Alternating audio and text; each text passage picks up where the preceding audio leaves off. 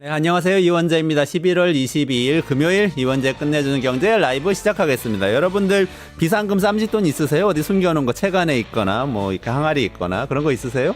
아니면 비밀 계좌 그런 데 있는 돈 어디 쓰셔야 돼요? 해외여행 갈 때 쓰시고 그러세요? 네, 이게 정부를 얘기하면 예비비 이런 건데요. 윤석열 대통령 예비비 어떻게 쓰고 있는지 어떻게 써야 되는지 논쟁이 지금 아주 심각하게 벌어지고 있는데 거기에 대해서 정책의 경제다 시간에 김준일, 윤영중 두 분 전문가 모시고 이야기 나눠봅니다. 그리고 끝까지 들으셔야 돼요, 오늘. 왜냐하면 엔비디아가 지금 화제잖아요. 서학개미들이 가장 많이 투자한 종목이 지금 바뀌었습니다. 테슬라에서 엔비디아로. 그 엔비디아 지금 어떻게 되는 건지. 그리고 일론 머스크가 간밤에 뉴스를 보니까 그 XAI라고 AI 기업 갖고 있잖아요. 근데 일론 머스크 시대가 사실 왔잖아요. 트럼프 시대에. XAI가 펀딩에 성공했는데 자그마치 7조 원 성공했다고 그래요. 그 펀딩 받은 거 가지고 전액 엔비디아의 AI 칩을 사겠다고 이야기를 하고 있다는데 이거 지금 엔비디아 어디로 가게 되는지 실적 발표 어떻게 평가해야 되는지 강정수 박사국 뒤에 얘기할 거니까 끝까지 오늘 들어주시기 바랍니다. 그럼 먼저 정책이 경제다 시작할 텐데요. 김준일 평론가님, 윤형중 랩2050 대표님 모시도록 하겠습니다. 어서 오세요. 네, 안녕하세요. 네. 그러니까 예비비라는 게 쌈짓돈이라고 생각해도 되는 거예요? 지금 국회에서 뭐 이거 가지고 치고받고 많이 하고 있는 것 같은데요. 예비비는 그러니까 예비해 놓는 거죠. 그러니까 이렇게 예비라는 게 뭐예요? 정부라는 게 계획이 다 짜여져 있잖아요. 그러니까 우리가 완벽하게 뭔가를 다 계획을 할 수 없잖아요. 돌발 상황이라는 것도 많이 이제 발생을 하고 그러니까 예비비라는 거는 돌발 상황에 대비를 해가지고 이거를 써라라고 일정 정도 뭐라고 해야 될까요? 특수 상황에 맞춰서 이제 쓰게 하는 건데. 이제 이게 일반 예비비가 있고 목적 예비비가 있어요. 그래서 목적 예비비는 아예 법으로 정해져 있습니다. 특정한 상황에서만 쓸 수 있게 목적 예비비가 이제 정해져 있고 뭐 이렇게 돼 있네요. 저도 찾아봤는데 목적 예비비는 재해 대책비, 환율 변동으로 인한 원화 부족액 보전, 그리고 구조 조정으로 인한 지역이나 업종 지원, 수출 규제 및 국제 통상 마찰에 대응하기 위한 재정 지원 등에만 쓸 수 있게 돼 있어요. 그러니까 요게 목적 예비비를 늘린다라고 하는 거는 뭐 연도마다 달라요. 정부마다 다르고. 그러면 요런 요인들이 분명히 더 많이 발생할 거다라고 해서 요 목적에 맞게 딱 쓰게 하는 거고, 일반 예비비는 그야말로 지금 법 규정에 따르면은 대충 쓸 수 있다. 근데 이제 그거는 그 정부의 양심에 좀 맡기는 거죠, 그러니까. 아니 근데 예전에 언제 기억이 나는 게 예전에 청와대 윤석열 대통령 당선되고 나서 취임하고 청와대에서 이제 용산으로 옮기는 과정에서 예비비 썼다는 얘기도 있었고 또 뭐 올해는 해외 순방하는데 뭐 예비비 막 썼다 이런 얘기도 있었는데 그런 것들은 그럼 일반 예비비예요? 아니면 목적이 원래 좀 해외용 뭐 이런 게 재재난이 아니니까요. 일반 예비비. 아니니까. 일반 예비비에서 이제 끌어쓴 걸로 이제 뭐 추정이 되죠. 그러니까 그렇게 보시면 될 것 같고, 왜냐하면 이제 법 위반 문제가 발생하니까. 그래서 그게 이제 올해 5월달 정도에 이제 기사들이 많이 나왔어요, 그때. 그래서 뭐 한 600억 정도로 이제 더 많이 썼다 뭐 이런 얘기들이 나왔는데, 좀 구체적으로 그때 기사 나왔던 거를 제가 좀 찾아서 말씀드리면은 2022년 4월 달에 그때 이제 이전을 했잖아요, 용산으로. 그때 대통령 경호처 국방부에서 360억 정도의 예비비를 요청을 해가지고, 그렇게 요청을 135억 원이 그때 예비비 국무회의에서 승인이 됐고요. 뭐 이거 구체적으로 막 이렇게 뭐 다 했는데 하여간 크게 보면은 예비비가 한 600억 정도 지금 더 쓰였는데 그 중에서 정상외교, 총리 외교활동 경비 지원으로 328억 원 정도가 더 쓰였다라고 보고, 그리고 용산 이전으로 가장 많이 쓰였고 뭐 이 정도인 것 같아요. 그러니까 600억 정도 이제 쓰였는데, 그러니까 용산 이전은 이거는 돌발적인 상황이 맞아요. 뭐 그렇죠. 예, 돌발적인 상황이죠. 근데 그게 적절했느냐, 그러니까 그런 이전 방식이 적절했느냐. 사실은 그때도 얘기가 나왔던 게 청와대도 한 발자국도 들어가지 않고 용산으로 가겠다라고 고집을 대통령이 부려서. 그런데 보통 이런 프로세스는 정부에서 계획을 세워서 집권 1년차, 2년차 때 이렇게 계획을 세워가지고 어떻게 하겠다라고 하는 게 보통의 일반적인, 그러니까 이전 자체가 매우 이례적인 상황이긴 하지만은 원래 정부가 하려면은 계획을 세워가지고 해야 되잖아요. 그렇죠. 근데 윤한홍 그때 이전 뭐 용산 이전 TF 단장이 인수위가 다 꾸려지기도 전에, 인선이 되기도 전에 국방부로 찾아가가지고 야 니들 방 빼. 이렇게 돼가지고 이달 3월 말까지 방패였어. 2022년 3월 말까지 방패해가지고 난리가 났잖아요. 3월 9일에 당선된 거잖아요. 예, 3월 9일에 당선되고 3월 14일인가 아마 찾아갔을 거야. 아마 용산에 찾아가서 국방부한테 방패라고 해놓고 그러니까 이제 돈이 없으니까 그 전에 잡힌 게 없으니까 그 전에는 문재인 정부가 잡아놨을 거 아니야 당연히. 그러니까 없으니까 이제 예비비를 막 갖다 쓴 거예요. 이거도 부적절하고 또 하나는 순방. 기억하실지 모르겠는데 작년에 12번 나갔거든요. 12번 나갔는데 여기에서만 328억 정도로 더 썼다라는 거예요. 그러니까. 그러니까 모르겠습니다. 이게 순방도 돌발 상황인가? 그거는 아니, 모르겠네. 대충 계획이 잡히지 않나요? 그래도 어느 순방은? 정도 순방 그러니까 어딜 가서 누굴 만날지는 안 정해져도 대충 우리 전체 이 외교 전략상 어느 정도 해외에 중점을 둬야 된다. 이 정도는 나와야 되는 거 대통령의 아니야? 이거 하나만 더 순방입니까? 말씀드리면 네. 정상외교 예산이 원래 249억 원이 있었어요. 근데 그거에 더해가지고 328억 원을 더 쓴 거예요. 그러니까 이게 모르겠습니다. 뭐 얼마나 열심히 했는지 모르겠는데 그 결과는 이제 우리가 부산 엑스포 119대 참패. 119대 29 결과를 했는데 거기에 이제 돈 펑펑 쓰고 그래서 결과라도 좋았으면은 이게 사람들이 납득이 됐을 텐데 또 김건희 여사 데리고 맨날 또 놀러 다닌 거 아니냐 뭐 이렇게 막 비난도 나오고 뭐 이런 상황이었어요. 거죠. 그래서 이런 식으로 예비비를 쓰는 게 맞느냐라는 게 야당에서 굉장히 문제 제기가 진작에 됐었다. 예. 좋아요. 근데 맞느냐를 판단할 때 예비비가 원래 어떤 방식으로 쓰이고 있었냐를 보는 것도 중요하잖아요. 어때요? 윤 대표님 혹시 일단 알고 네, 계세요? 예비비는 원래는 그 어떤 방식으로 쓰고 있었냐가 중요한 게 아니라 원래 이제 정부에게 자율적인 재량권을 준 예산인 거예요. 그러니까 이게 근데 일단 이 얘기부터 좀 하고 싶은데요. 지금 예비비 가지고 이렇게 난리칠 상황이 아니거든요. 국가 경제 상황이요. 지금 10분기 연속으로 소매 판매액은 지난 2분기 소매 판매액 지수는 지금 전년 동기 대비 2.4% 줄었고요. 그리고 15일 바로 지난주 이제 오후에 그 경제 동향이라고 기재부가 매달 내는 그 발간한 자료가 있는데요. 경제 동향에서는 내수 회복세 조짐이라는 표현이 빠졌어요. 아예. 예. 그래서 그걸 그냥 내수 딱 빼고 그동안 완만한 계속 회복세. 있었고요? 예, 그전에는? 내수 회복세 조짐이 늘 있었어요. 근데 내수 회복세 조짐을 빼뜨리고 거기에 그냥 그 완만한 회복세로 바꿔버렸거든요. 그러면 기재부가 판단하기에도 내수 회복세 조짐이 있다고 주장하기가 어려운 상황이 맞아요. 될 정도로 지금 경제가 어렵다. 소매 판매액 지수가 지금 11분기 연속, 11분기인가 12분기 연속 마이너스인데 한국이 이런 정도로 연속 마이너스가 나는 적은 거의 IMF 때 이후로 처음이거든요. 그러니까 지금 이게 이례적으로 한국 내수 경기가 정말 나쁜 상황인데 지금 이 예비비 가지고 이렇게 싸운다. 아니 그러니까 예. 우리가 대통령이 주도해서 예비비 잘 써가지고 경제 살리겠습니다. 이렇게 아닙니다. 생각할 수도 그게 있잖아요. 그것부터 다시 말씀드릴게요. 그러니까 이게 예비비라는 게 어떤 의미가 있냐면요.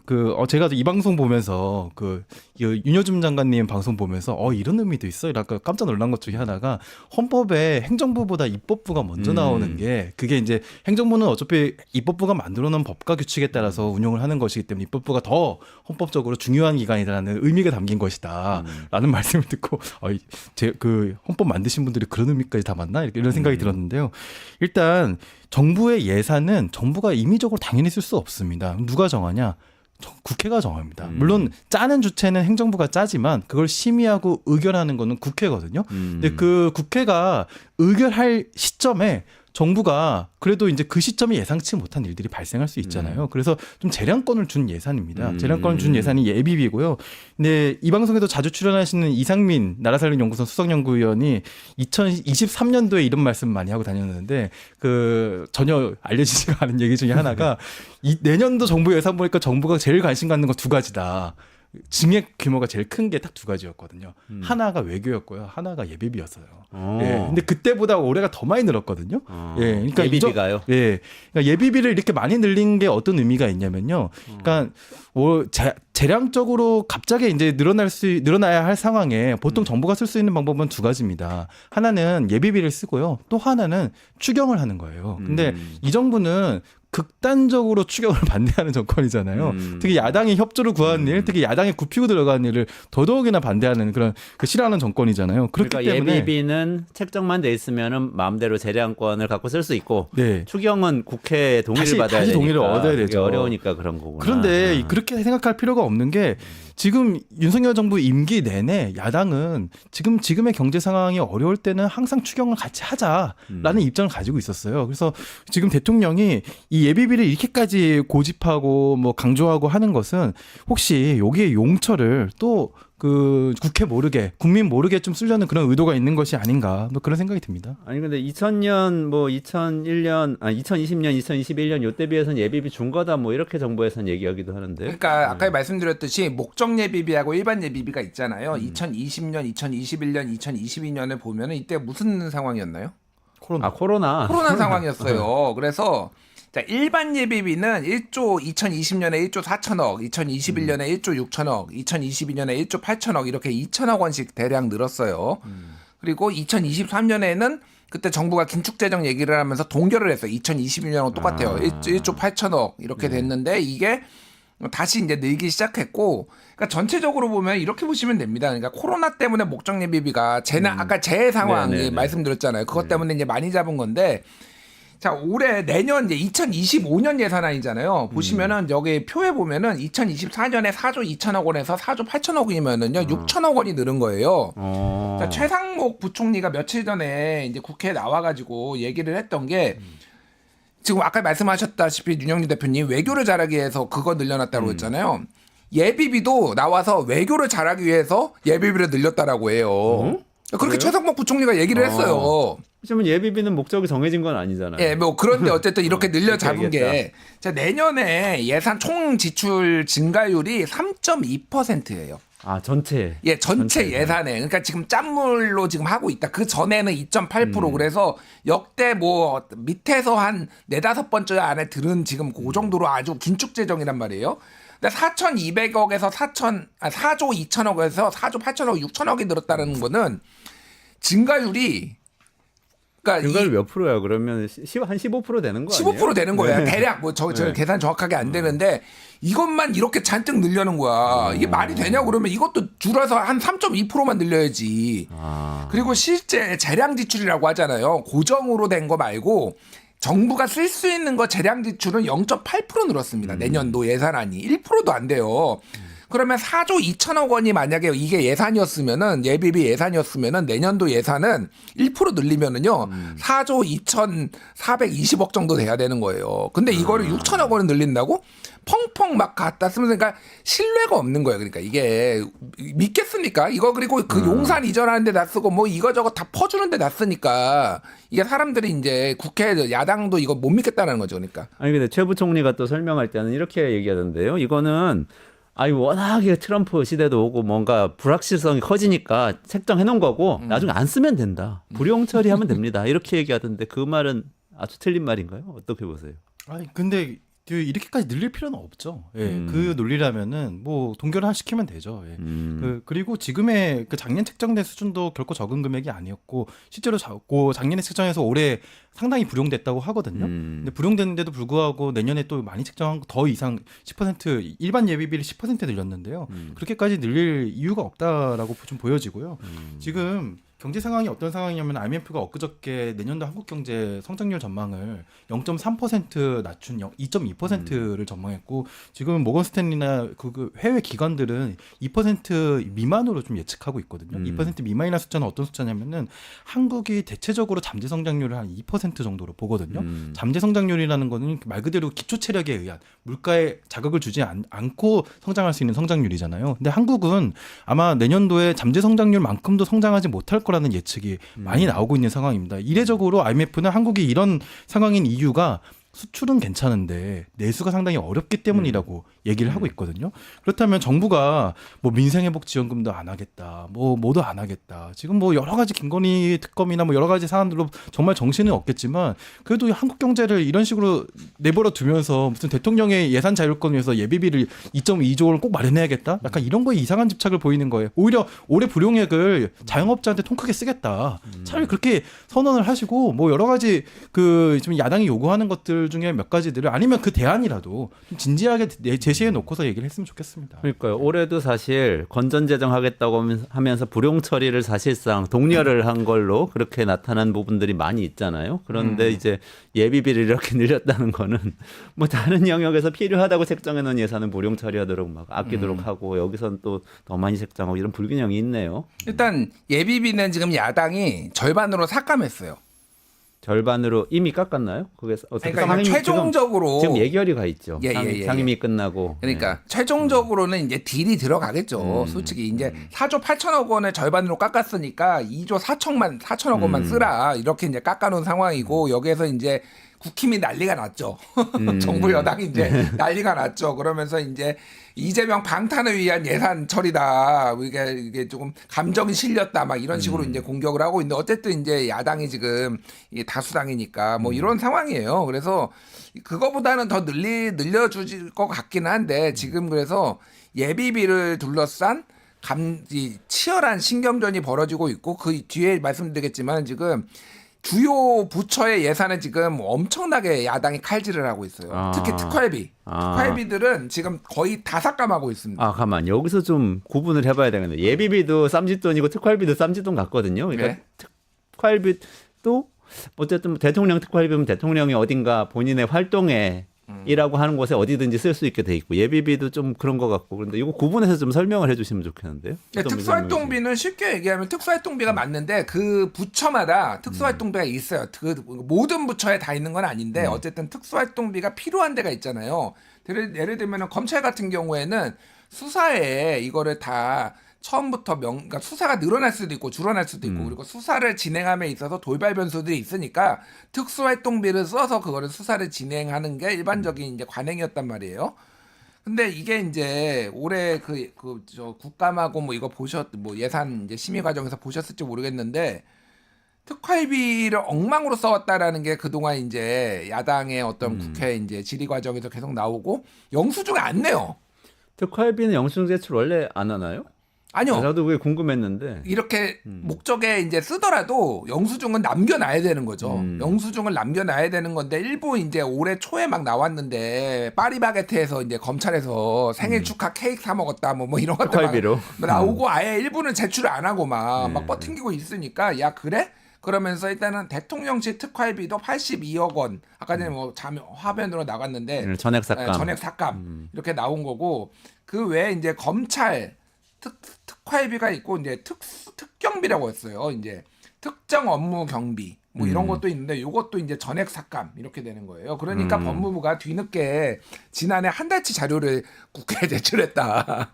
뭐 이런 식으로 한 달치 쓴 영수증 안 내다가 버팅기고 안 내다가 이거 전 이런 거 그러니까. 쓰긴 썼어요. 자료 증빙이 안 되니까 이제 이런 것도 있고 지금 경찰도 지금 특활비 지금 뭐 특수활동비 뭐 31억 원을 잡아놨는데 이거 전액 삭감 뭐 이런 것도 있고요. 그 외에 지금 논란이 되고 있는 부처 중심으로 했어요. 과방위는 예산의 35% 삭감을 의결을 했고요. 그래서 뭐 이제 방통위원장 권한대행이 지금 난리가 나가지고 막 국회 거의 울면서 얘기하고 있고 막 지금 방심위는 이제 민간 과방위가 방통 예산을 3분의 1을 깎는 것으로 지금 의결을 해놓은 거죠. 그렇죠. 상임위에서. 그러니까 방통위 예산을 방통위 제가 말이 섞였는데 그리고 지금 국민통합위원회 예산도 대폭 삭감하겠다. 국민통합위원회가 이제 김한길 위원장이죠. 예. 대선 때 윤석열 후보 지지하면서 도대체 국민통합을 위해서 뭘 했느냐 하는 게 없다. 여기도 대폭 삭감하겠다 이렇게 얘기가 나왔고 그리고 대왕고래 프로젝트 예산도 심의를 보류한 상황이고 그리고 방심위는 국가기관은 아니에요. 민간기관인데 방심위원장이 연봉이 2억 원 정도 되거든요. 이게 총리급이에요. 5천만 원 삭감했다. 류일임. 이제 민원 사주 의혹이 있는 뭐 이런 식으로 엄청나게 칼질이 들어가서 지인들 한테 요청해가지고 가족 지인들한테 가족 이제 네. 방송 심의 민원 넣어라 그게 이제 걸렸잖아요. 그래서 걸린 그거를 뉴이림은 수사가 안 되고 있고 그거를 발견해가지고 경찰에 고발한 지금 방심위 직원만 지금 수사를 하고 있는 뭐 이런 상황이에요. 그래서 지금 전체적으로 보면은 여당에서는 이거는 이재명 방탄을 위한 거다. 특히 수사기관 특활비 삭감으로 이게 이렇게 얘기를 하고 있는 상황이에요. 특수활동비랑 뭐 예비비 뭐 개념 차이 조금만 설명드리면은 특수활동비는 그 말 그대로 특수활동을 위한 뭐 비용이라고 표현할 수 있는데요. 근데 이제 특수활동을 위한 비용이라면은 보통 공무원들이 돈 쓸 때 업무 추진비라고 하더라도 아무렇게나 쓸 수 없거든요. 네. 예, 보통 이제 클린 카드라고 해당되는 그 이제 법인 카드로만 이제 그 결제 수단도 그렇게만 쓸 수 있고 그렇게 하면 또 당연히 다 기록에 남게 되고 클린 카드라고 그러면 유흥업소 같은 데서 못 당연히 사용하고 쓰죠. 뭐 그런 예, 거죠. 그리고 또 네. 금액에 이제 제한도 있고요. 근데 특수활동비의 경우에는 그런 절차나 용처의 입증이나 이런 것들을 상당 수준에 완화시켜 준 것입니다. 그래서 뭐 어떤 경우는 현금을 가져다가 예를 들어 마약 수사 같은 거 할 때 현금이 필요할 때도 있을 거 아닙니까? 그리고 사전에 또 승인 받거나 뭐 그럴 필요 없이 쓸 수 있게 되는데 그래도 기록은 남겨놔야 되죠. 기록은 남겨놔야 되는데 아무튼 이제 몇몇 특수활동비가 필요한 그런 기관들에 뭐 검찰이나 국정원이나 이런 기관들에서 사용을 해왔었는데 지금 워낙 그 기관들이 국민적 신뢰를 못 받고 있고 상당히 편파적으로 또 그 권한들을 행사하고 있으니까 여기다 이제 야당의 문제 제기가 있는 것이고 예비비는 말 그대로 한 부처의 이제 그런 예산이 아니라 물론 부처마다도 예비비 같은 표현들이 있는데 그거는 이제 정부가 예산 심의를 받을 때 자율권을 좀 인정받을 그런 예산이라고 보여질 수 있습니다. 예비비는 그리고 부처마다 있는 거예요? 아니면 대통령한테 지금은 이제 정부 권한이 전체 있는 예산에 거예요? 이제 정부 예비비, 전체 예산에 예. 예비비를 놓고 이제 삭감을 하자. 네. 뭐 2조 4천억 원 삭감하자 야당에서 주장하고 있는 것이고 그렇습니다. 특활비는 뭐 다 깎아버리자 전액 삭감하자 뭐 이렇게 주장하고 있는 것이고 그런 상황이란 말씀이시죠. 그 아까 궁금해졌는데 특활비는 뭐 이렇게 기록은 남겨놓지만 뭔가 제출 안 해도 되는 것이면 예비비도 그래요? 예비비 결산을 아닙니다. 예비비는 결산을 하나요? 예비비는 당연히 그럼 결산을 그동안 해야 되고요. 어떻게 썼는지도 알 수 있는 예, 거예요? 결산 자료 담겨 있습니다. 아. 그게 나와가지고 아까 이제 순방 자료에 썼다는 순방할 때 썼다는데 아니 그 사실 순방할 때 쓰는 예산이라면은 외교부의 예산이 어느 정도 그렇죠, 잡혀 있어야 그렇죠. 되는 거거든요. 네네. 물론 정상회담 예산도 잡혀 있었다는데 그거 이상으로 예비비를 썼다는 거예요. 그러니까 혹시 이런 거 아니에요? 아까 대통령실 용산 이전이 돌발 상황이라고 표현을 하셨는데 그거는 대통령 본인이 돌발적으로 결정을 하니까 돌발 상황이 된 거잖아요. 근데 혹시 해외 순방도 걱정되네. 그렇죠. 이 나라 한번 가볼까? 하고 갑자기 가면 돌발 상황이 사실 되긴 되는 거죠. 예산 당국 입장에서는 돈을 마련해 줘야 되니까. 근데 당시는 이제 부산 엑스포 유치 상황이었기 때문에 돌발적으로 갈 만한 그런 수요들이 있었다라고 좀 참작할 만한 여지가 좀 있긴 했습니다. 물론 성적은 굉장히 안 좋았지만요. 예. 그렇군요. 네. 우리 그 예비비부터 시작해서 특활비까지 온 다음에 지금 마지막에 김준일 평론가님께서 민주당에서 지금 공세를 벌이고 있는 대목들 쭉 삭감하고 있는 거 말씀하셨는데 아까 화면으로 잠깐 나갔는데 그래서 준예산 사태도 감사한다 이렇게 얘기했는데 지금 이 상황을 좀 설명을 해주시면 좋을 것 같아요. 이렇게 야당에서 다 깎는다고 했을 때 여당이 못 받아들인 상태에서 계속 국회가 공전하면 어떻게 되는 겁니까? 아, 저는 정말 반가운 단어인데요. 제가 반가워요? 뭐 안 좋은 단어 같은데. 아니, 왜냐하면 준예산이라는 단어를 그래도 아마 제 기억에는 제가 상당히 먼저 좀 쓰지 않았나. 제가 이 방송에서 몇 달 전부터 준예산을 맞아요, 불사하고 맞아요. 야당이 싸워야 된다라는 맞아요, 얘기를 그랬어요. 언제부터 꺼냈냐면은 대통령이 거부권을 계속 행사할 때부터 준예산을 불사하고 싸워야 된다는 얘기를 했었거든요. 왜냐면은 마땅히 다수당인 야당이 행사할 수 있는 그 권한 중에서 정부에 굉장히 큰 지렛대로 작용할 수 있을 만한 권한이 제가 보기에는 다른 게 마땅치가 않더라고요. 준예산 사태 말고는 진짜 그 대통령에게 심각한 그런 이거 상당히 위협적인데 나도 좀 야당이랑 잘 협상해야겠는데라는 생각이 들게끔 하는 할 수 있는 지렛대가 없더라고요. 예산이 네. 정예산 있고 준예산 있고 그런 거예요? 준예산이 의미가 도대체 준예산은요 말 그대로 국회에서 의결하지 않은 예산인 것입니다. 그래서 원래 그 공무원들은요 법에 따라서 규정에 따라서 일을 해야 되는데 예산이 정해지지 않았는데 예산을 집행해요. 이건 사실 공무원들에게 상당히 부담 가는 행위들인 것이거든요.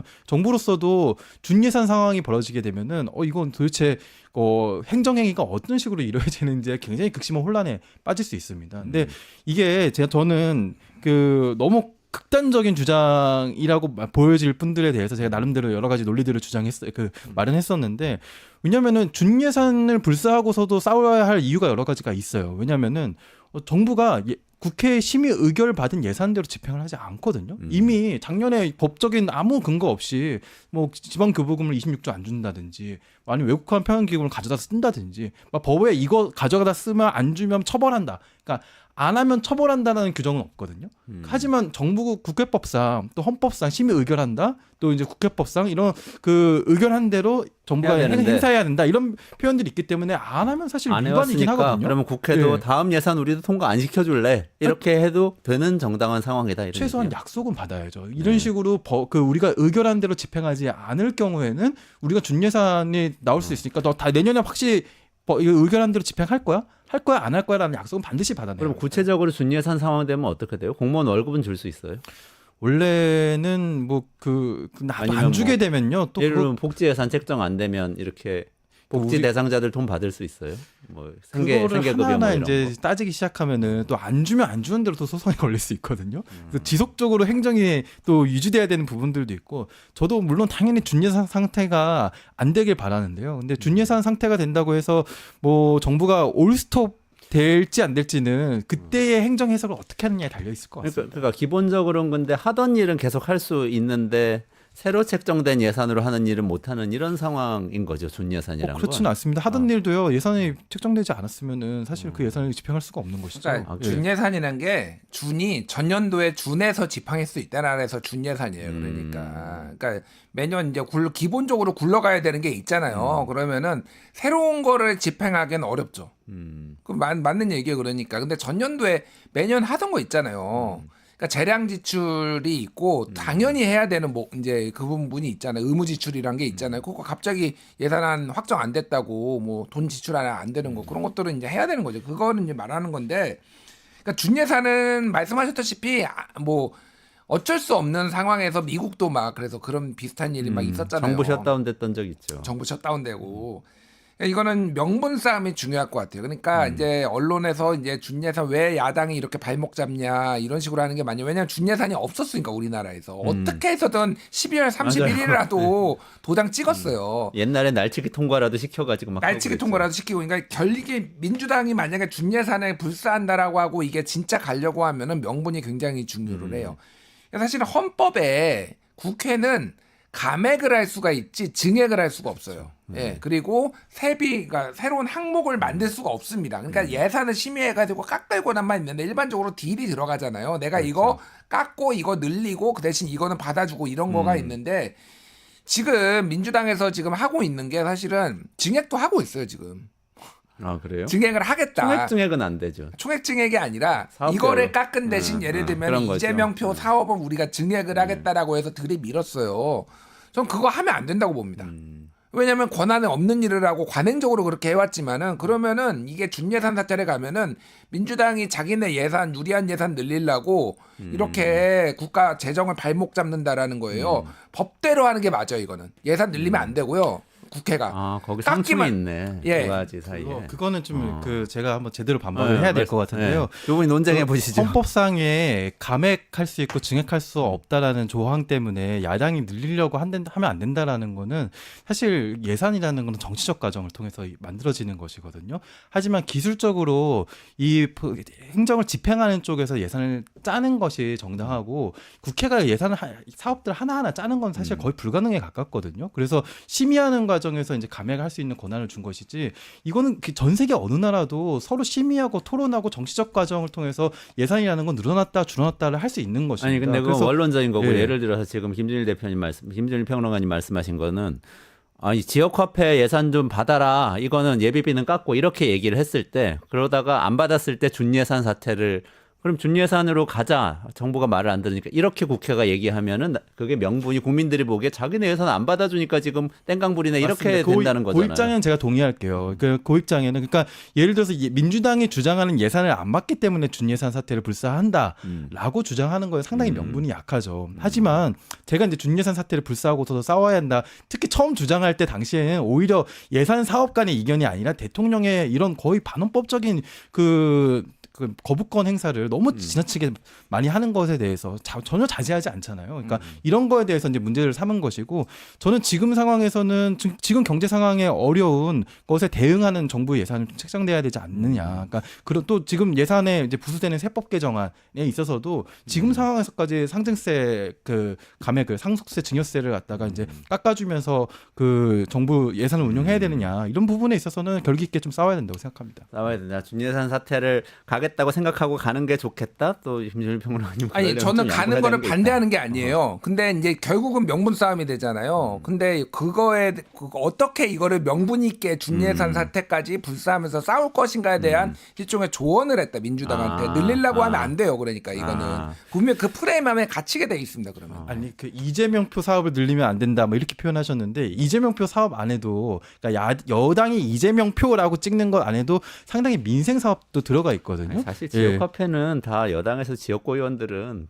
오히려 하고 원해요. 싶어요. 하고 원해요. 싶어하는 게 있어요. 왜 지역 카페 사업이 아주 사실 좀 그런 게 스무스하게 있어요. 상당수가 증액됐냐면요. 오히려 지역구 국회의원들이 원하기 맞아요. 때문이에요. 원하고 지자체장들하고 또 국민의힘 지자체장도 많잖아요. 맞습니다. 다 네. 얘기가 되고 그러니까 그런 건.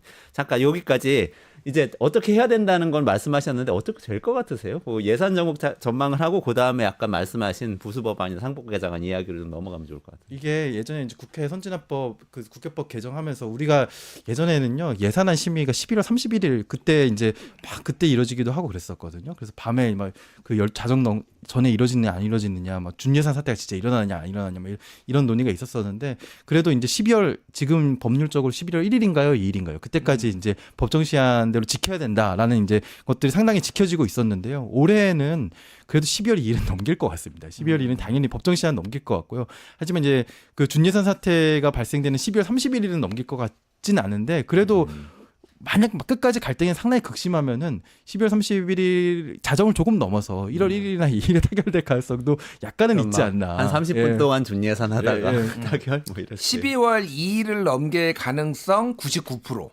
예, 이미 작년도 넘겼잖아요. 그러니까 최근에 국회 선진화법 이후로 처음 넘겼다 막 이런 기사들도 막 나왔어요. 그러니까 그거는 이제 저는 굉장히 높게 보고 12월 31일을 넘길 가능성 40% 봅니다. 저는 상당히 높게 봐요. 제가 보기에는 이거 만만치 않다 지금. 그러니까 국회가 가질 수 있는 무기가 이게 가장 큰 거 중에 하나예요. 뭐 국정감사도 있고 무슨 뭐 여러 가지 있지만은 그래서 여러 가지 그리고 이제 윤석열 대통령한테 달렸다. 윤석열 대통령이 얼마나 전향적으로 이 예산안을 이제 짜고 그 수정을 할 것이냐 기재부가 거기에 좀 달린 것 같아요. 저는 요 예산안 심의를 그래도 특검이랑은 연결시키지 않았으면 좋겠고요. 예산안 심의를 걸고 야당 예산안 심의 특히 준예산이 되느냐 안 되느냐를 걸고 민생 예산을 받아내는 것과 부자 감세가 담긴 세법 개정안을 철회하는 것 이 두 가지는 확실히 좀 받아냈으면 좋겠습니다. 아, 부자 감세라고 하면 상속세 증여세. 상속세 증여세 감세 말씀하시는 거죠. 알겠습니다. 조금 얘기를 넘어가서 뭐 이게 관련된 얘기일 수도 있는데 이재명 대표가 지금 우향우하는 거 아니냐, 보수화되는 거 아니냐, 우리 방송에서도 한번 이야기한 적이 있는데 김준일 평론가님하고 그런 얘기가 나오고 있는 와중에 지금 또 이 쟁점이 되는 이 법안에 대해서 의견을 어떻게 보면 과거 같으면 이제 기업에서 좋아할 것 같은 의견을 냈어요. 그게 배당소득 분리과세 이거 배임죄 관련된 이 이슈인데 여기에 대해서 좀 그 설명을 해주시고 요거 어떻게 봐야 되는지 좀 얘기해 보면 좋겠습니다. 윤 대표님 일단. 네.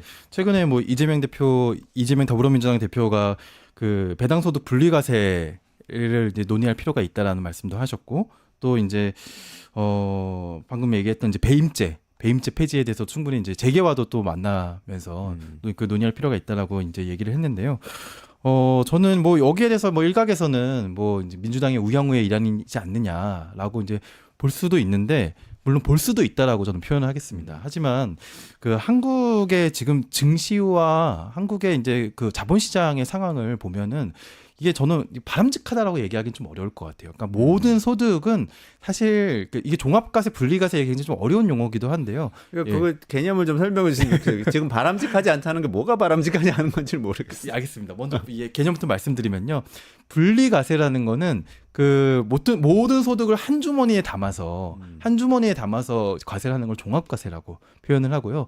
그 소득의 종류별로 나눠서 세금을 부과하는 것을 분리과세라고 그럼 표현을 합니다. 종합과세 우리 자영업자들이 그 5월달에 신고하는 종합소득세 신고 그게 그 종합과세인 거예요? 근데 자영업자들도 뭐 금융소득이 있거나 다른 이제 부동산 소득이 있거나 뭐 임대소득이 있거나 하면요. 각 받는 소득에 따라 종류별로 분리과세 되는 소득들이 있습니다. 아, 요즘 근로소득자들도 월급쟁이들 유튜브에서 돈 따로 벌거나 뭐 강의에서 돈 벌고 그러면 네. 5월달에 또 종합해서 신고한 그렇죠. 그게 종합 그렇게 종합과세인데요. 그게 종합과세인 거구나. 네, 그건 종합과세인데요. 근데 그 소득마다 종류별로 분리과세를 하는 그런 소득들이 있거든요. 그래서 배당소득 같은 경우에는 지금 이제 이게 이제 배당소득을 분리과세를 원래 배당소득을 하게 되면은 그 소득세 종합과세가 되는데요. 그러니까 보통 이제 최대주주들의 경우에는 그러니까 한국 증시가 그 최대 주주들이 이제 배당을 할 이유가 별로 없거든요. 그러니까 보통 최대 주주들이 한국 기업들의 이사회를 완벽하게 장악하고 있는 경우가 한국 기업 자본시장에서는 거의 90%, 99%라고 보여지고요.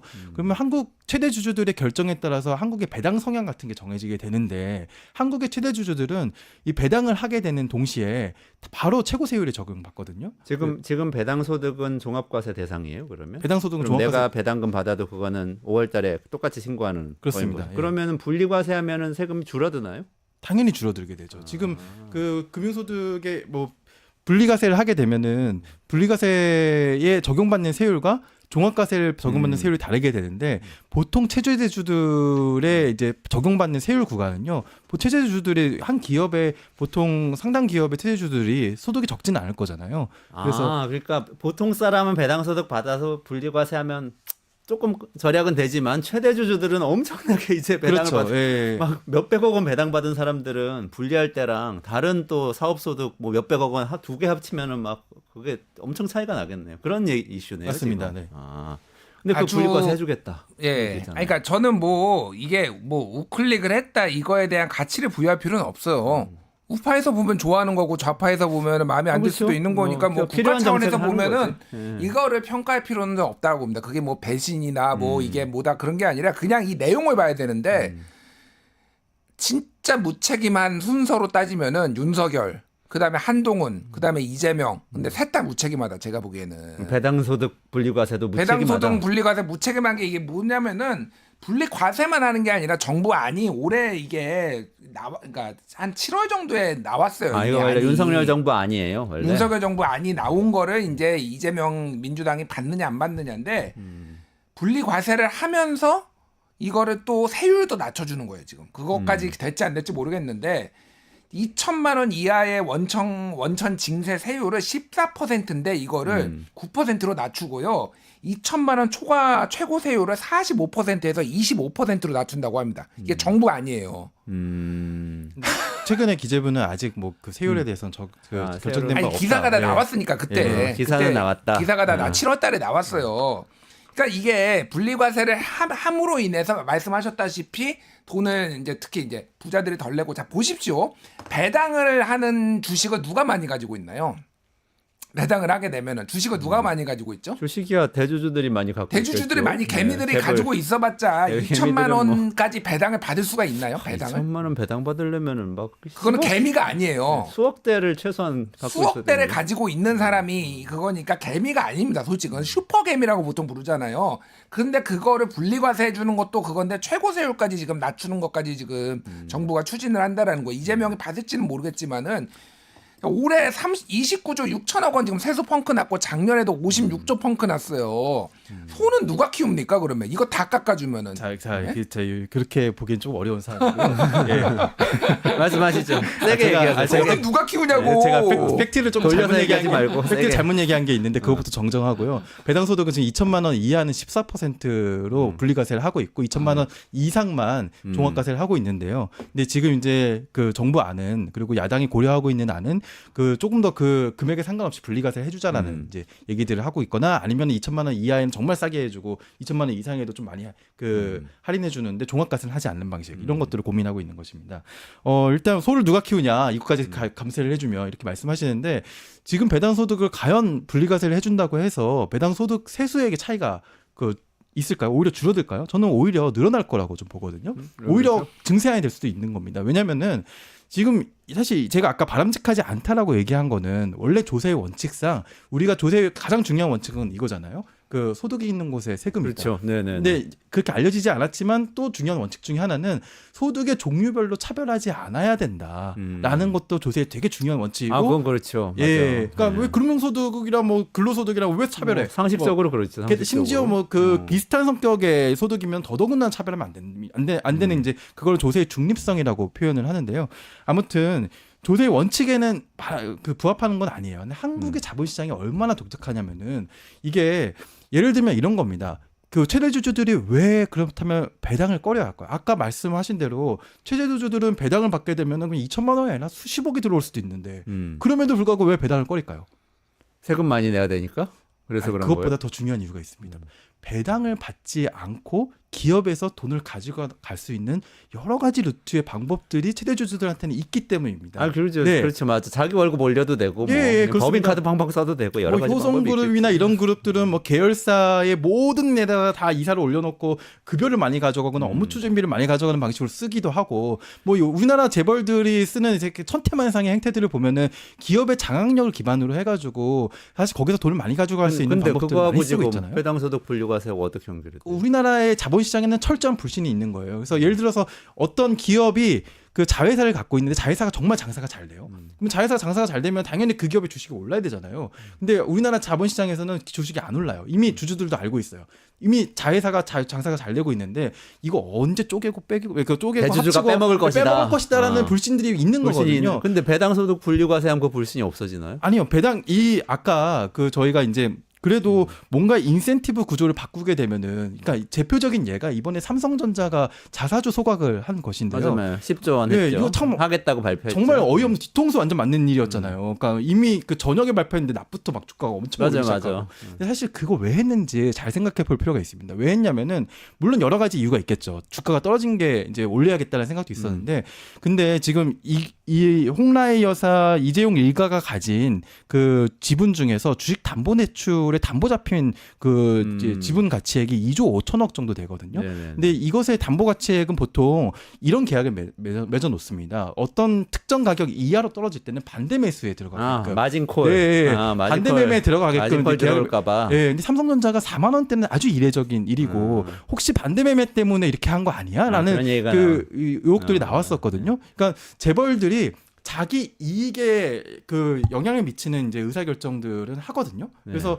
이게 이게 위협이 된다. 아니면 이게 내 이익에 도움이 된다라고 하면 그 의사결정을 하게 됩니다. 그러니까 한마디로 얘기하면 배당소득 깎아주면 배당을 더 줄 것이다. 그렇죠. 지금 그 얘기인 거예요? 그러니까 다른 방식으로 네, 기업을 좋아요. 가져가는 것보다는 이게 그래서 저는 이제 배당소득 분리과세만 하자는 게 아니라 민주당은 이거랑 같이 패키지로 얘기하고 있는 것들이 더 있거든요. 그래서 패키지로 같이 얘기하고 있는 것들을 하게 되면은 이제 지금 언론에 알려지기는 상법 개정안 이사의 충실 의무가 담긴 상법 개정안 얘기가 나오고 있는데 이것만큼 중요한 것 중에 또 이제 같이 나오는 것들 중에 하나가 이제 집중투표제, 전자투표제의 의무화입니다. 주주의 권한을 다 강화하는 거네요. 그러니까 그렇죠. 상법 예. 개정하는 그 이사의 충실 의무 네. 그리고 집중투표제, 그 주주 권한 강화하고 이런 것들을 같이 배당소득을 분리과세를 통해서 사실상 감세를 해주면 배당을 늘리고 주주를 중시하는 경영을 기업이 하게 될 것이다. 네. 지금 이런 말씀이신데 김준일 평론가님 반발하실 것 같아요. 짧게 반발하세요. 짧게. 반발하죠. 이거 정리해야 되니까. 그러니까 굉장히 제가 존경하는 우리 유영준 대표님의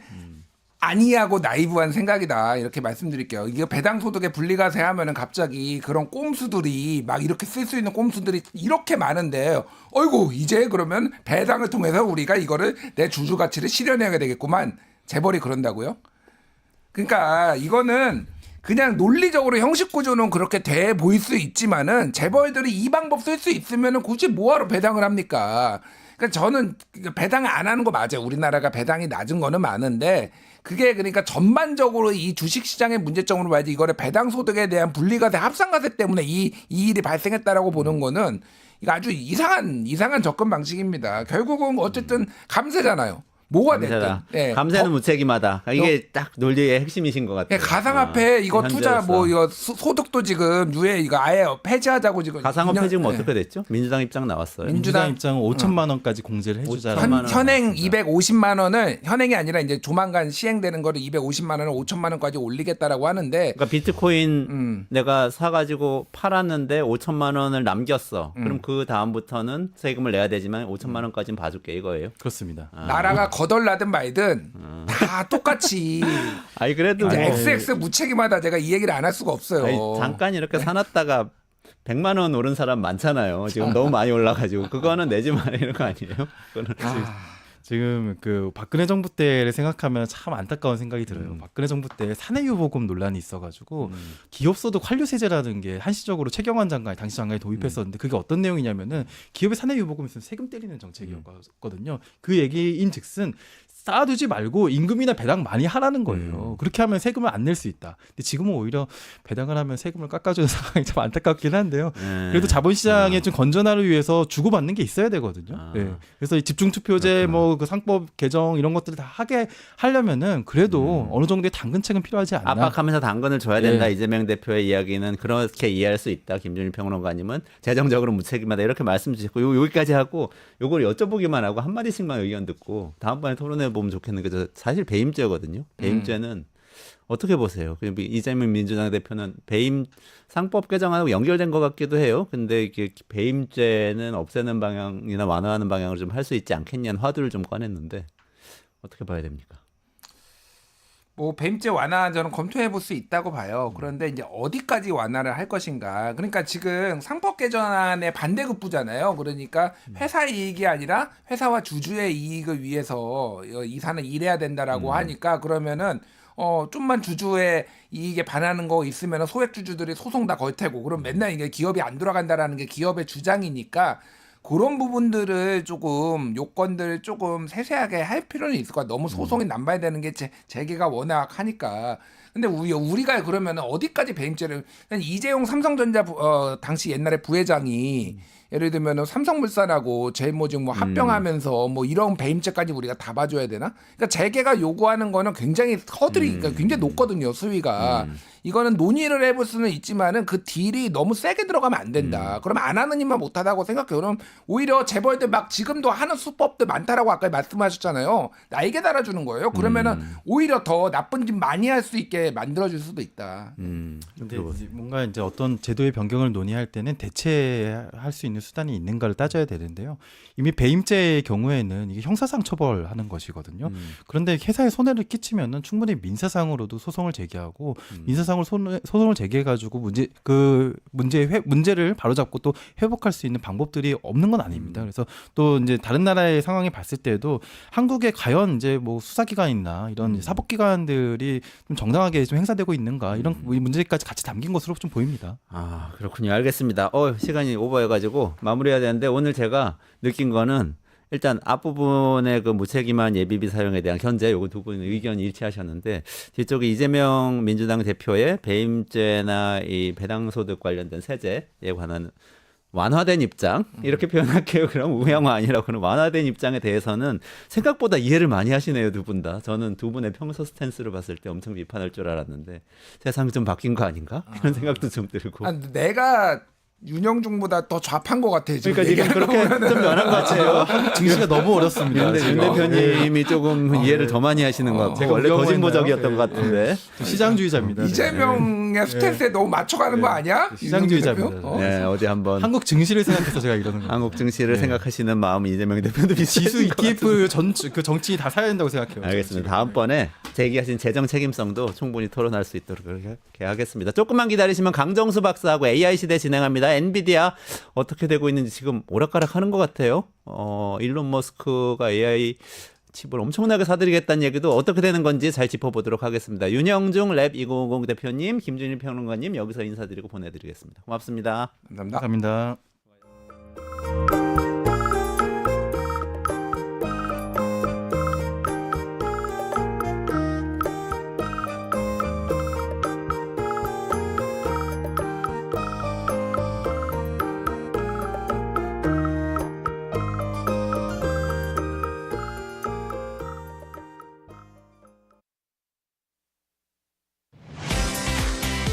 사용자 중심의 뉴스포털 플랫폼 뉴스통.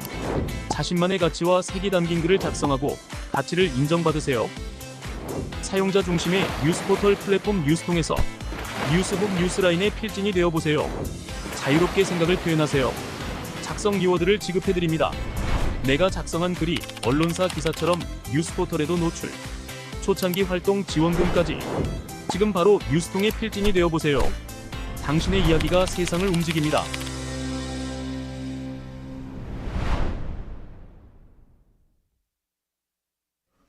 제가 잠깐 댓글이 안 보여가지고 실시간 채팅창에 많이 의견 남겨주셨는데 말씀 못 드렸어요. 근데 지금 제가 보고 말씀드릴게요. 단다님 좋은 의견 주셨네요. 근로소득세나 깎아줘. 이런 얘기 나올 줄 알았어요. 이런 거 논의해야 된다니까요. 엘디님 감사드리고 유포프카님 네, 아직 계시다면 다 감사드립니다. 네. 이 뚫리님님, 아니, 약간, 이 별칭이 좀 그러신데, 네. 조정자님, 킹님, 뭐, 모두 감사드리고요. 엔비디아가 지금 엄청나게 화제죠. 서학개미 투자 1위 기업. 그리고 실적 발표했는데, 아리까리해요. 그러니까 엄청 실적이 좋아졌다라고 얘기하는 사람들도 있고 또, 이게 매출 성장률이 꺾여가지고 이제 꺾이는 거 아니야. 이렇게 얘기하는 분들도 계신데요. 이거 관련해서 강정수 박사님 모셔서 좀 해설 좀 들어봐야 되겠습니다. 어서 오세요. 안녕하세요. 네, 반갑습니다. 엔비디아 실적 발표는 보셨죠? 네, 봤습니다. 어떻게 보셨습니까? 저는 긍정적으로 봤고요. 우선 물론 1년 전 대비해가지고 되게 큰 성장, 뭐 93.1%의 매출 성장이라든지 1년 전 대비요. 하지만 지난 분기 대비해서는 16.73%가 성장을 했으니까 말씀하셨던 성장 둔화는 지난 분기 대비 성장 둔화고요. 그리고 큰 성장을 계속하고 있다는 것은 1년 전 대비해서는 큰 성장이 대비인 거죠. 그러니까 이미 저는 기본적으로 엔비디아의 매출은 정말 최대치에 거의 다다르고 있다라고 저는 생각이 들어요. 그리고 또 하나 그렇다고 해서 성장이 그러면 둔화된다고 해서 성장률이 꺾일 것이냐 그렇게 보진 않은 거죠. 한 번 점법을 한 다음에 계속해서 꾸준하게 두 자릿수의 성장들 아까 말씀드렸던 16% 또는 뭐 이것이 18% 20%가 될 수도 있고요. 성장은 이어나갈 수밖에 없다. 이 부분을 좀 오늘 좀 말씀을 드리려고 합니다. 그렇군요. 맞아요. 지난번에 나오셨을 때도 엔비디아가 매출액이 이렇게 막 2배씩 뛰는 거는 계속되기는 어렵지 않겠냐 이런 말씀 주셨었어요. 네네. 왜냐하면 이게 기적적이거든요. 이번에도 약 352억 달러의 분기비 매출이 났는데 그 중에서의 308억 달러가 데이터 센터 즉 AI 매출입니다. 그러니까 전체 매출의 약 87%가 AI에서 나오고 있는 거고 이걸 뺀다라면 엔비디아의 매출은 왜소한 거죠. 근데 그만큼 그렇다면 우리가 봐야 될 것은 이 데이터 센터의 매출로 이제 엔비디아가 분류를 하고 있으니까 즉 AI 매출이 앞으로 AI 칩이라고 할 수 있는 것의 매출이 계속해서 증가할 것인가를 봐야 되는데요. 지금 두 가지의 메가 트렌드가 있습니다. 많은 분들이 이제 첫 번째 메가 트렌드만 얘기를 하고 있거든요. 그건 뭐냐면 이제 AI 경제를 맞아서 AI 인프라스트럭처를 만들기 위해서 대규모 기업들이 계속해서 앞으로 나올 블랙웨일부터 시작해서 지금 있는 호퍼 즉 H100이나 H200을 계속 살 것인가 이런 얘기를 하고 있는데요. 그건 정확하게 맞는 말이에요. 그러니까 이 대표적으로 오라클 같은 경우가 블랙웨일을 13만 1,000개를 예약을 했습니다. 블랙웰 새로 나오는 블랙웰을요. 네, 그러니까 13만 1,000개라는 건 어마어마한 양이고요. 이 정도를 하려면 거의 한 70억 달러에서 80억 달러가 들어요. 그러니까 우리나라 돈으로 조 단위잖아요. 몇 조를 지금 예약을 이미 해놓은 상태인 거죠. 그리고 마이크로소프트도 적지 않은 수를 예약을 했고 요번에 일론 머스크가 갖고 있는 X.AI에서도 요번 5월 달에 60억 달러의 증자를 했었는데요. 요번 11월에 50억 달러 증자를 했습니다.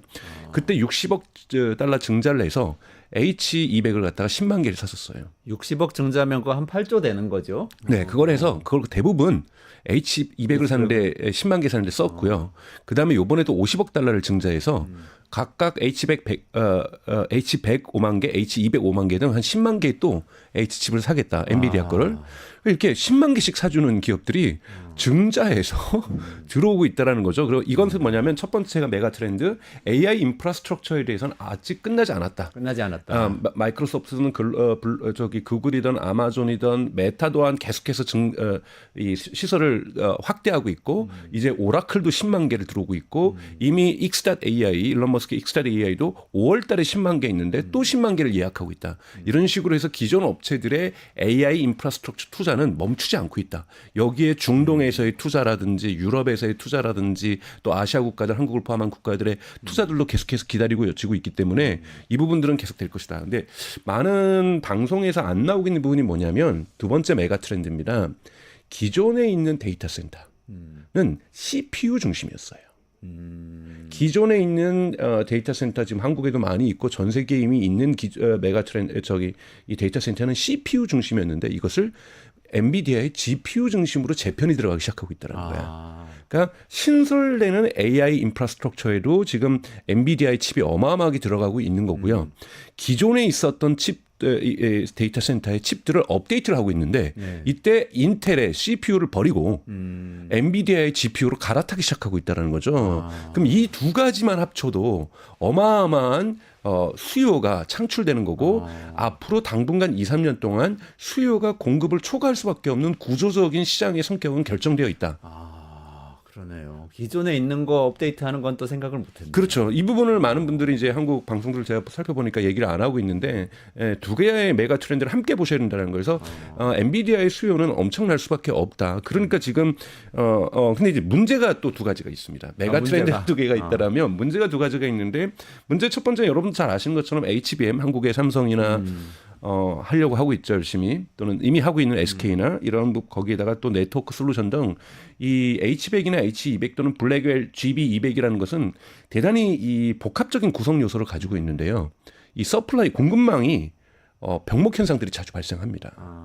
그러니까 공급망에 병목 현상이 발생하게 되면 원하는 만큼 수요가 이렇게 크니 공급을 쭉 올려줘야 되는데 공급을 올리기가 어렵다라는 거예요. 즉 TSMC가 아무리 블랙웰을 더 많이 생산하고 싶어도 H200을 더 많이 생산하고 싶어도 이 공급망 자체가 워낙 복잡해져 있고 복잡한 구조를 갖고 있다 보니까 곳곳에서 예상치 못하는 병목 현상들이 발생한다라는 거죠. 그래서 이런 병목 현상에 의해서 성장률을 극단적으로 끌어올리기 어렵다. 그러다 보니까 예를 들자면 이 엔비디아가 4분기 가이던스를 제시를 했는데 그것이 약 375억 달러예요. 올해 이번 3분기가 352억 달러였는데 약 23억 정도가 증가되는 거죠. 분명히 성장하는 거예요. 꾸준히 성장을 하는 건데 물론 이것도 보수적으로 잡아서 충분히 380억 달러나 저는 390억 달러도 나올 수 있다고 저는 생각이 들어요. 근데 이것이 450달러, 500달러로 막 여러분들이 생각하셨던 1년 전부처럼 저처럼 100% 성장할 수 없는 것이 이 공급망 내에서의 병목 현상이 예상치 못하게 계속해서 발생할 수밖에 없는 대단히 복잡한 구조의 칩이라는 이 칩 성격이 이 부분을 규정을 하고 있다. 그런 부분에서 이게 문제점이라고 볼 수가 있는 거고요. 그런데 저는 꾸준하게 성장할 거라고 보고 있습니다. 그러니까 꾸준하게 성장 안 한다는 얘기가 아니라 꾸준하게밖에 못 한다. 그러니까 즉 점프업을 할 수는 없다. 점프업을 할 수 있는 구조는 아니다는 거. 두 번째는 여전히 물론 이번에 이 3분기 그 실적 발표에서 젠스랑이 얘기했죠. 새로 출범하는 행정부에 적극적으로 자기는 협조하겠다. 이게 뭔 뜻이냐면 중국 규제하는 거 적극적으로 받아들이겠다. 그 뜻이죠. 그걸 갖다가 실적 발표에서 우리는 중국에 적극적으로 판매하지 않겠다. 이런 얘기는 함부로 할 수 없는 거니 새 정부의 그 방향에 적극적으로 협조하겠다라는 거는 새 정부도 중국하고의 갈등을 지정학적인 어떤 갈등들을 예고하고 있기 때문에 중국에 판매 안 하는 회사의 구조를 만들어 나가겠다라는 거에는 약속을 하고 있어요. 근데 여러분 아직까지도 전체 매출의 20%가 중국에서 발생하고 있기 때문에 이 부분들을 줄여나가는 것도 하지만 공급이 그러니까 수요가 이미 과잉 수요가 발생하고 있기 때문에 저는 문제 없다고 봐요. 그러니까 그래도 체질 개선하는 데는 시간이 좀 걸릴 것이다라는 부분이 있는 거고요. 또 하나 이건 문제점은 아니고 이번에 이제 많은 분들이 이제 실적 발표 후에 주가가 잠깐 내려갔다 다시 올라갔던 이유는 영업이익률이 총 매출 이익률이 떨어져서 그렇거든요. 총 매출 이익률은 여러분 판매 가격이다 생산 원가를 뺐을 때 그건데 이게 보통 마진이라고 불러요. 그렇죠. 마진이라고 얘기를 하죠. 이 부분이 얼마였냐면은 75%에서 73%로 줄었어요. 성장률이 아니요. 그 마진 퍼센트가 아니 하드웨어 마진 3%요? 그러니까 제가 지난번에도 한번 말씀드렸는데 하드웨어 마진율이 10%도 아니고 75%에서 73% 2% 줄었는데도 이건 왜 그러냐면 블랙웰에 대한 투자를 계속해야 되기 때문이죠. 생산 설비에 대한 블랙웰에 대한 설계라든지 이런 거에 대한 투자를 계속해야 되기 때문에 2% 정도가 빠진 건데 이거에 실망을 했는데 여러분 70%를 넘는다는 것은 인류 역사에 이거는 존재하기 어려운 이익률이에요. 비교를 해보죠. AMD의 고성능 AI 칩의 수익 이익률이 20%예요. 이것도 높아요. 하드웨어 20%도 높은데 지금 그러니까 엔비디아가 얼마나 많은 돈을 버냐면 75%에서 73%로 매출 총 이익률이 줄은 거예요. 물론 여기다 나중에 세금 빼고 하면 더 줄겠지만 이 매출 총 이익률이 프로핏 마진이 이렇게 높은 다라는 것은 엔비디아가 매우 펀더멘털이 매우 탄탄한 기업이라는 거고 지속적으로 성장할 수밖에 없는 거고 주가도 폭발적으로 2배, 3배 오르지는 않겠지만 당분간 꾸준하게 조금씩은 오를 수밖에 없는 구조를 가지고 있다라고 말씀을 드릴 수 있습니다. 그 마진이란 게 이렇게 이해할 수 있는 건가요? 그 파운드리에서 사오잖아요, 칩을. 말하자면. 네. 그러니까 설계는 엔비디아에서 하지만 TSMC에서 사오는데 사온 데다가 그러면 한 70% 붙여서 판다 이런 얘기 되는 거예요? 맞습니다. 그게 어떻게 가능하지? 말씀드렸던 수요가 과잉돼 있기 때문이에요. 공급과 수요 곡선이 여러분 아시겠지만 이것이 균형을 이루고 경쟁자들이 유사한 제품들을 유사한 가격에 유사한 제품 성능을 판매한다라면 시장은 우리가 그냥 평형을 이루게 되잖아요. 균형을 이루게 되는데 지금 이건 완전히 독과점 시장이라고 볼 수가 있어요. 실상 독과점이다. 왜냐하면 경쟁자들은 있어요. 근데 경쟁자들이 엔비디아 수준의 칩을 못 만들고 있는 거예요. 못 만들고 있다 보니까 가격을 갖다가 사실은 부르는 게 값인 거죠. 부르는 게 값이다 보니까 매출 총이익률이 75%, 73%는 것은 좀 심하게 시장에서 한 기업이 이익을 이거는 독점 기업도 이렇게 못 가져갑니다, 여러분. 그러니까요. 그래서 사실은 이 부분이 사실은 지금 민주당 이제 거의 끝나가고 있는 미국 민주당 행정부에서도 계속해 매 눈초리로 봤던 부분이 너무 지나치게 많이 가져간다. 이것이 결국은 인텔을 죽게 만드는 거고 이것이 결국은 AMD가 경쟁력을 잃게 만드는 왜요? 이렇게 많이 번 돈을 또 R&D에 투자하고 그렇죠. 계속해서 미래 산업에 투자를 할 거 아니에요. 이러다 보니까 이 기업만 계속해서 잘 나갈 수밖에 없는 구조가 되어 있으니 가격 규제를 해야 되는데 그렇다고 뭐 과거의 사회주의 정부처럼 계획경제처럼 가격을 너네 얼마 깎아 50% 깎아. 이렇게 할 수도 없고 누가 봐도 제품이 좋아서 사는 걸 경쟁사도 있는데도 불구하고 이런 부분에 있어서 엔비디아의 이러한 질주가 지금 계속되고 있는 것은 시장에선 우려로 보죠. 왜냐하면 테슬라 X.AI 입장에서 보세요.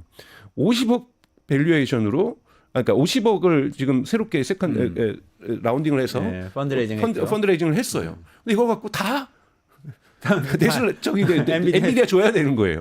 그러니까 자기네들이 어렵게 투자자들 어떻게 해서 모은 돈으로 일론 머스크가 그렇게 막 거대한 쇼를 해가지고 또 모은 돈을 가지고 엔비디아에게 다 주는데 고작 얻는 건 10만 개. 그러니까 이런 뭐 만약에 저 가격이 저러면 20만 개 얻을 수 있다면 얼마나 좋겠어요. 그리고 마진 70%면 이들이 만드는 그 AI 칩 1,000만 원에 가져온 거 다 알고 있는데 1,700만 원을 팔고 있다 이런 거잖아요. 그런 거잖아요. 그러니까 이게 사는 사람 입장에서도 되게 배가 아픈 거거든요. 근데 워낙 귀하다 보니 저 팔아만 주시는 것만 해도 10만 개를 우리에게 먼저 배당해 주시는 것만 해도 고마운 일이 되는 그러니까 이러한 시장의 지금 구조가 있다라는 거죠. 네. 아까 제가 궁금했던데 지나갔는데 오라클 말씀하셨는데 네. 오라클 같은 기업은 왜 AI 칩이 필요한 거죠? 오라클 같은 경우에 이제 과거에 데이터베이스를 만들고 그랬지만 데이터베이스를 많이 만들었던 기업용 솔루션을 많이 만들었던 곳인데요. 오라클도 클라우드 사업을 엄청나게 하려고 하고 있습니다. 그래서 오라클도 요즘 대단히 클라우드 사업을 강화하고 있는 거고 요즘은 클라우드에서는 AI 학습이라든지 AI의 추론이라든지 AI의 적용이 기본으로 들어가야 되는 거거든요. 그러다 보니까 이 뒤처져 있는 경쟁력을 만회하기 위해서 이미 가장 많이 잘 나가고 있는 것은 여러분도 아신 것처럼 아마존의 AWS라든지 마이크로소프트의 애저라든지 구글 클라우드가 이 3개 업체가 세계 시장의 과반 이상을 지배하고 있으니까 오라클은 이제 뛰어들었다고 보고 있고 사실 그 4위 기업은 중국의 알리바바거든요. 그러니까 오라클이 이 5위에서 이 부분을 좀 더 앞서 나가기 위해서는 여기는 그래도 H100으로 과거 제품으로 구비하고 있는 데이터 센터지만 우리는 이번에 새로 나온 뜨끈뜨끈한 블랙엘로 다 갖췄다 10만 개를. 이렇게 하면서 기업 고객들에게 러브콜을 보내기 위해서 이렇게 과잉 투자를 하고 있다라고 볼 수가 있습니다. 네. 아예 과잉 투자를 처음부터 하는군요. 그러면 그러니까 이것도 또 어떻게 보면 새로운 수요네요. 과거의 영광을 누렸던 그런 IT 기업들이 속속 이렇게 AI에 투자를 시작하는 거 이런 것도 굉장히 그렇죠. 이렇게 되니까 이 수요가 커질 수밖에 없는 거죠. 아직까지 클라우드 시장 자체가 포화 상태에 오지도 않았고 전문가들 시작해서 아직 반도 안 왔다. 한 3분의 1 정도 왔다. 이 정도 얘기를 하고 있거든요. 그럼 클라우드 시장은 계속해서 커진다라는 거고 그럼 커지기 위해서는 이제는 AI 칩으로 다 무장을 할 거라는 거고 그다음에 엔비디아 수요는 계속 있는 거고 그리고 아까 말씀드렸던 것처럼 이미 건설해 놓은 운영하고 있는 데이터 센터도 예를 들면 한국에도 엄청나게 많죠. 이거 다 엔비디아의 새로운 고성능 AI 칩으로 다 바꿔야 되고 그런데 AMD 사전이 AMD는 퍼포먼스가 확실하게 떨어지고 인텔은 말할 것도 없고 그러니까 경쟁 상대가 없는 거예요. 그냥 엔비디아의 독과점 시장이라고 볼 수가 있는 거죠.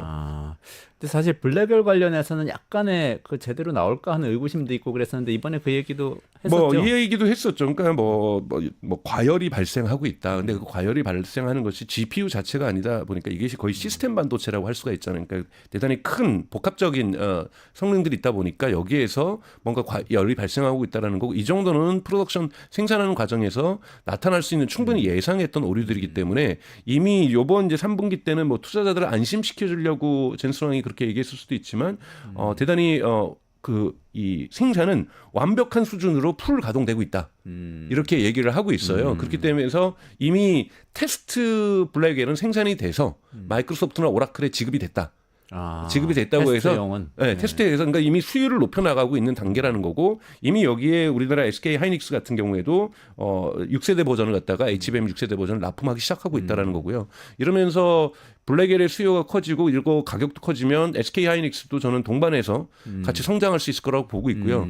관련 이 생태계가 그 아까 말씀 되게 복잡한 구성 요소를 갖고 있기 때문에 이 AI 칩이 이 생태계 전반에 있어서 긍정적인 효과들이 있을 수 있다라고 저는 보고 있습니다. 지금 하이닉스가 납품하는 HBM이 블랙웰에 들어가는 수준도 납품을 하고 있는 건가요? 그렇죠.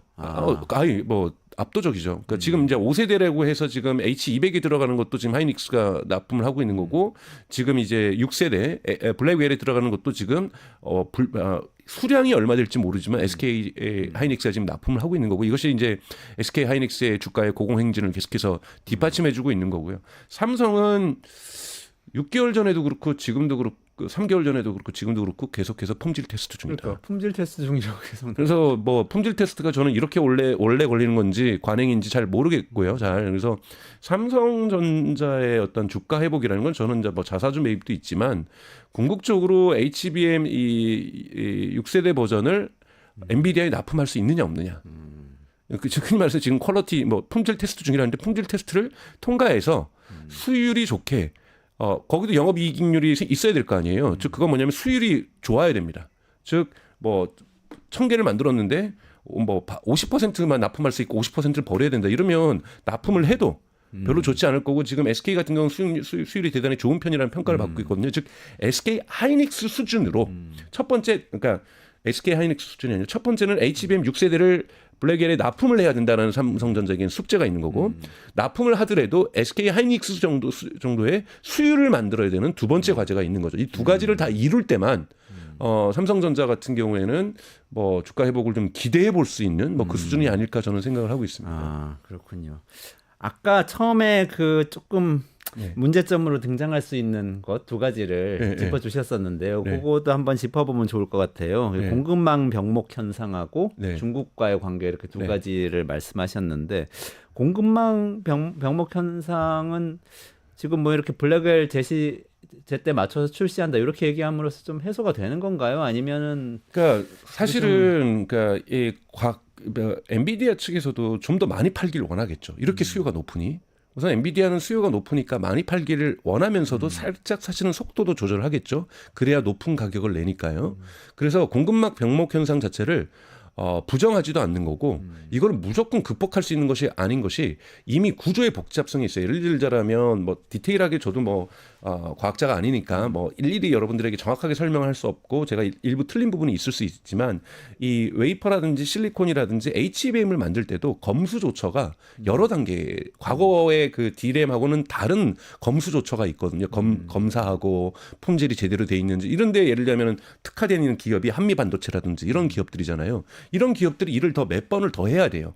그런데 그럼 검사를 하는 과정이 이거는 그냥 우리 뭐 사람이 눈으로 보는 게 아니잖아요. 이것도 다 자동화하는 과정들이고 설비 투자가 필요한 거고 이런 부분에서 속도가 제대로 안 나와주면 생산 속도가 안 맞춰질 수 있는 거고 그리고 또 하나 중요한 것은 이 메모리도 대단히 많은 메모리들이 대량의 데이터를 이 칩을 쌓았다라는 것은 그러니까 쉽게 얘기해서 D램 같은 경우에는 데이터를 처리하는 속도는 전통적인 D램이 HBM보다 빠를 수 있어요. 근데 그러니까 즉 고속도로는 아우토반인 거죠, 독일에. 근데 차선이 왕복 6차선밖에 안 되는 건데 HBM은 쉽게 얘기해서 왕복 그냥 100차선, 1000차선인 거예요. 그러니까 데이터 처리량이 속도는 경부고속도로 속도지만 독일 아우토반은 아니지만 속도는 느리지만 훨씬 더 데이터 이 차선이 상상을 해보세요. 그냥 100차선, 1000차선이면 서울, 부산이나 서울, 광주 간에 있어서 정체라는 건 있을 수가 없는 거죠. 아무리 차들이 더 많아져도 이것이 이제 HBM이라는 이 겹을 싸서 만드는 것인데 이러다 보니까 대단히 어려운 예를 들면은 도로를 놓더라도 왕복 6차선 깔면 도로 검수하는 것도 간단하지만 이 1000차선이면 검수하는 것도 대단히 복잡할 거 아니에요. 도로에 균열이 났는지 아닌지 그리고 이 도로와 도로를 연결하는 것이 HBM에 가지려면 이것을 GPU랑 연결하는 또 하나의 네트워크 선이 있어요.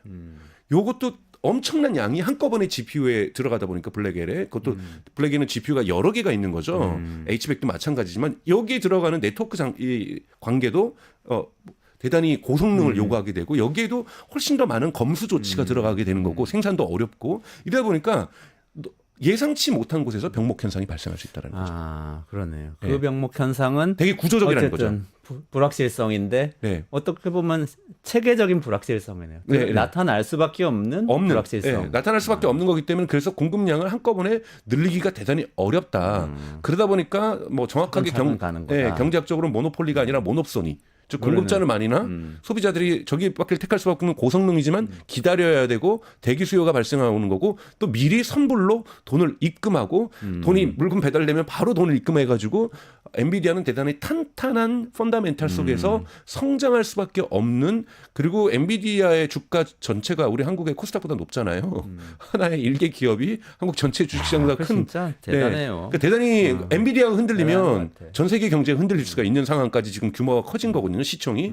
그렇기 때문에 이 시총이 되는 기업이 제 생각에는 그러니까 전망이 부정적이진 않아요. 하지만 뭐 저는 뭐 미리 말씀드리지만 엔비디아 주식을 안 가지고 있습니다. 하나도 안 가지고 있는데 뭐 주식을 사고 싶은 분들 입장에서는 이게 뛰어들 만한 주식인지 아닌지 기회비용은 고려하셔야 되는 거고 갖고 계신 분들은 뭐 이걸 현실화시키던 이거를 롱하시던 끝까지 가시든 이건 여러 가지 판단 속에서 하실 수 있는 거죠. 여기 뭐 주식 얘기 말씀드리는 곳은 아니지만 하지만 전체적인 시장의 구조는 엔비디아의 최소한 장기적인 시장 지배력은 유지될 수밖에 없다. 유지될 수밖에 없다. 이건- 마진도 어느 정도는 나올 수밖에 없죠. 그렇죠. 네, 지금 막대한 이렇게 마진. 독점 산. 근데 다만 상태니까. 이것이 규제정 당국에서 민주당이 있었다면 시장 가격이 너무 가열되었다라고 얘기할 수가 있는데 이것도 여러 가지 복합적인 지정학적 요소가 있습니다. 미국 기업들 입장에서는 어차피 미국 기업들끼리 비싸게 팔고 비싸게 사는 입장이니까 다른 나라 기업들은 못 사고 있거든요.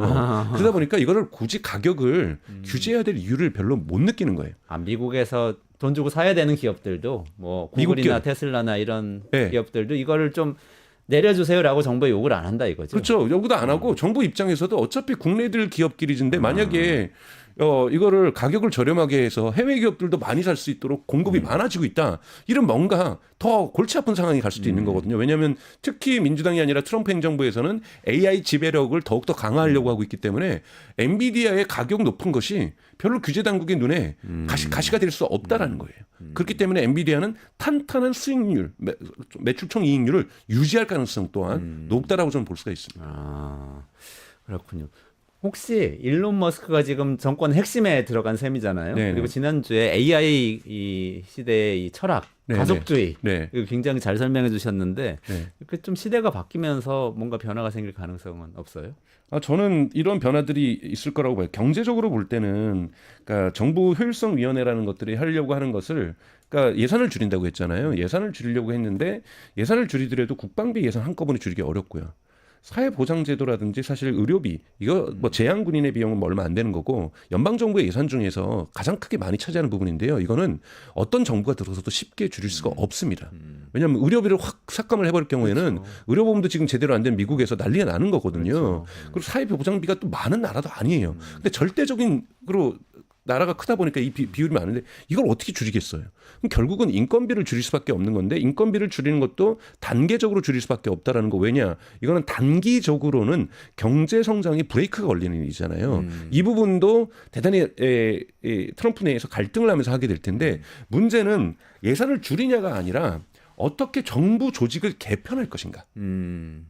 정부 조직을 지난번에도 말씀드렸던 것처럼 신산업, 그러니까 신경제라고 저는 얘기할 수가 있죠. 뭐는 테크 중심의 AI 중심의 새로운 경제 구조를 어떻게 바라보고 있고 일론 머스크가 여기에 맞는 정부 조직을 어떻게 세팅할 거고 새롭게 규정할 것인가 이 부분에 있어서 사실은 트럼프 주변에 일론 머스크만 있는 건 아니잖아요. 다양한 원래부터 전통적인 트럼프의 참모들이 존재하는 거고 그렇죠. 당장 부통령도 제이디 벤스. 그렇죠. 이런 부분들과의 갈등들을 어떻게 일론 머스크가 뚫고 나갈 것인가의 문제라고 볼 수가 있는데요. 저는 곧 청사진이 나오겠죠. 이 청사진에 대한 갑론을박이 나올 거고 물론 그 전에 나올 소식들은 그거예요. 뭐 각 부서마다 잔디 깎기식으로 각 30%씩 줄여 이런 얘기도 나올 수 있어요.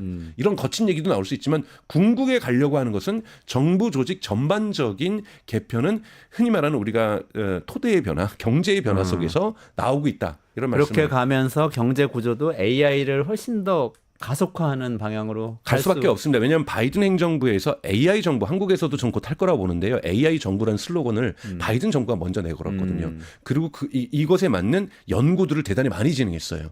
이 부분은 더욱더 가속화될 겁니다.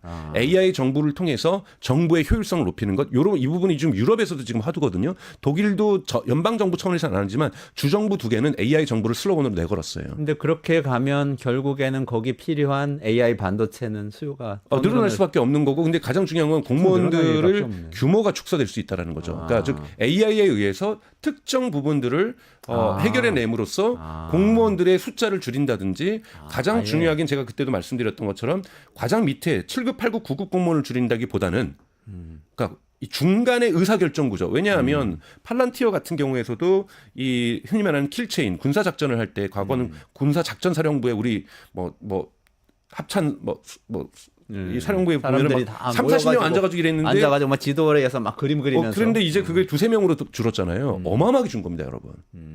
그것이 이제 팔란티어라는 기술 기업이 가지고 있는 거, 그것이 또 B2, 그러니까 이러한 전쟁 영역에서 했던 기술을 갖다가 기업 단위로 옮기고 있거든요. 팔란티어 같은 경우는 그래서 기업 경영진이 의사결정하는 것도 대단히 중간 단계를 축소시켜 버렸어요.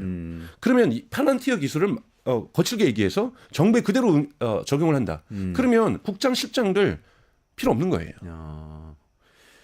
그러네요. 직접 일을 하는 사람들만 필요하겠네요. 그렇죠. 의사결정, 최종 결정만 해주는 사람하고 관리자들이 직접 일을, 필요가 없네. 네, 관리자들의 중간층이 계속 필요 없게 돼요. 근데 그렇게 되면은 계속해서 직접 일하는 사람들도 나이가 들면 승진하면서 관리자로 가야 되는데 현재 있는 관리자들도 날아가야 되지만 앞으로 관리자의 자리가 없는 거예요. 그러니까 큰 그림에서는 일론 머스크가 트럼프 정부에서 하고 있는 일이 정부 조직을 개편하는 거지만 이게 단순히 돈을 줄이고 이런 문제가 아니라 인간이 하던 역할을 AI로 대체하는 어떤 시발점이 될 수도 있고. 그거를 여러분들 팔란티어를 보면 그렇다는 알 수 거죠. 있다는 거예요. 그게 결국엔 AI 수요, AI 반도체 수요로 이어질 수 있겠네요. 네. 여러 가지로 엔비디아에는 수요가 몰리고 공급은 못 따라가는 상황이 이어질 것 같은 인상을 강하게 받는 오늘 강정수 박사님과의 네. 방송 시간이었습니다. 오늘 여기서 좀 마무리해야 될 것 네, 같은데요. 고맙습니다. 다음번에 그 팔란티어 얘기하고 그 새로운 이야기 좀 더 해주시면 좋을 것 같고요. 네, 이원재 끝내주는 경제는 주말에는 안 하지만 다시 보기 있으니까 다시 보기 꼭 봐주시고요. 저는 월요일 날 라이브로 찾아뵐 건데요. 찾아뵙기 전에 제가 이벤트 소개드리고 마무리하겠습니다. 실시간 채팅창에 참여하시면 통통코인 2,000원 상당 드리고요. 요거 통통코인 가지고 가시면은 통통몰 앱에 가입하신 다음에 회원 고유번호 코드를 여기 실시간 채팅창에 붙여넣기 하시면은 이벤트 참여하셔서 요 2,000원 상당의 코인 받으실 수 있어요. 하루에 5번까지 참여하실 수 있고요. 자세한 건 여기 링크에 있으니까 한번 참고해 주시면 좋겠습니다. 네, 이원재 끝내주는 경제 여기서 마무리하고요. 저는 월요일 11시에 다시 인사드리기로 하고 강정수 박사님하고 같이 여기서 인사드리고 물러가겠습니다. 고맙습니다. 고맙습니다.